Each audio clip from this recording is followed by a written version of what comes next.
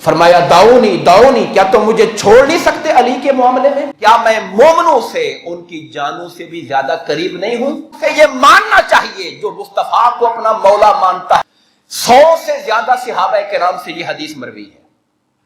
100 से ज्यादा सहाबा किराम से ये हदीस मरवी है कि आका करीम अलैहिस्सलाम जब तशरीफ लाए, हज से मक्का से निकले और मक्का मदीना के दरमियान में कोई गदीर खुम की जगह थी, वहां से काफिले में आगे साइडें बदलनी थी और जाना था। कुछ लोग यमन से आए या किसी इलाके से, उन्होंने हजरत अली मुर्तजा रज़ी अल्लाह तआला अन्हु की शिकायत लगाई आकर। मैं आपको पूरी हदीस का पस मंजर बता रहा हूं, चूंकि बाद लोग इस हदीस पाक से अपनी मर्जी का माना निकालते हैं, अपनी तरफ से ये माना कर लेते हैं कि जी हुजूर ने उनकी खिलाफत का ऐलान कर दिया था, अब जो उनको खलीफा नहीं मानता खलीफा अव्वल, तो लिहाजा वो ऐसा हो गया वैसा हो गया, बिला वजह बातें और निकाल लेते हैं।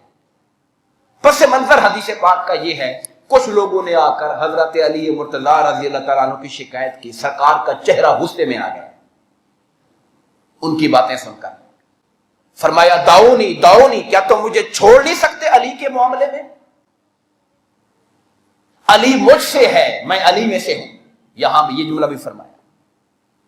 और फिर आका नामदार अलैहिस्सलाम ने बाकायदा मिंबर लगवा के लोगों को इकट्ठा करवा के जमा करके वहां पर सरकार ने हजरत अली मुर्तजा रज़ी अल्लाह तआला को अपने साथ खड़ा किया और सरकार ने बात का जो आगाज किया, वो आगाज कैसे किया? फरमाया अलस्तु मौला बिकुल्लि मोमिनिन, ये रिवायत में थे अलस्तु औला बिकुल्लि मोमिनिन मिन अनफुसिहिम, क्या मैं मोमिनों से उनकी जानों से भी ज्यादा करीब नहीं हूं?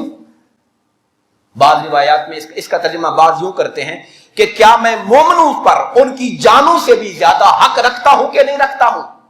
अल्लाह ने कुरान में कहा हुआ अन्नबिय्यु औला बिल मुमिनीन मिन अनफुसिहिम, नबी मोमिनों पर उनकी जानों से भी ज्यादा हक रखते हैं। यह अल्लाह का फैसला है। नबी मोमिनों के लिए मौला है, यह अल्लाह का फैसला है। नबी मोमिनों की जानों से ज्यादा करीब हैं, यह अल्लाह का कुरान में फैसला है। नबी का हक हमारी जान से हम पर ज्यादा है, यह कुरान का फैसला है। तब हुजूर ने पूछा कि क्या तुम इस बात को मानते हो कि नबी तुम पर तुम्हारी जानों से ज्यादा हक रखता है, औला है? सहाबा ने कहा बला या रसूल, हुजूर हम मानते हैं, ऐसा ही है। 3 बार ये ऐलान करवा के और ये बात मनवा कर तब हुजूर ने हजरत अली का हाथ उठाया और उठाकर कहा सुनो, मन कुन्तु मौला हो फहाजा अलीयुन मौला हो, जो मुझे अपना मौला मानता है। अब यहां सवाल यह है कि मौला का माना क्या है? मौला का लफ्ज वली से निकला है। किससे निकला है?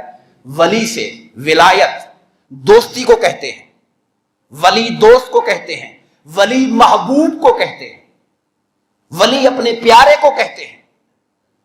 फरमाया मन कुन्तु मौला हो, जो मुझ मुस्तफा को अपना दोस्त जानता है, मुझ मुस्तफा को अपना महबूब जानता है, तो उसे यह मानना चाहिए जो मुस्तफा को अपना मौला मानता है वो अली को भी अपना मौला माना करे।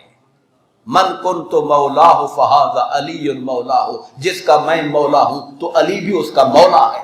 क्योंकि मेरे आका को रब्बे कायनात ने तमाम कायनात का मौला बनाया है। हुजूर सारी कायनात के मौला है अल्लाह की अता से, और हजरत अली मुर्तजा भी कायनात के मौला है मुस्तफा की अता से। उन्हें हुजूर नबी करीम अलैहिस्सलाम ने यह मकाम और शान अता फरमाई। जब आकर ये ऐलान फरमा दिया, आप जानते हैं पता नहीं लोग क्या क्या अफसाने बनाते हैं।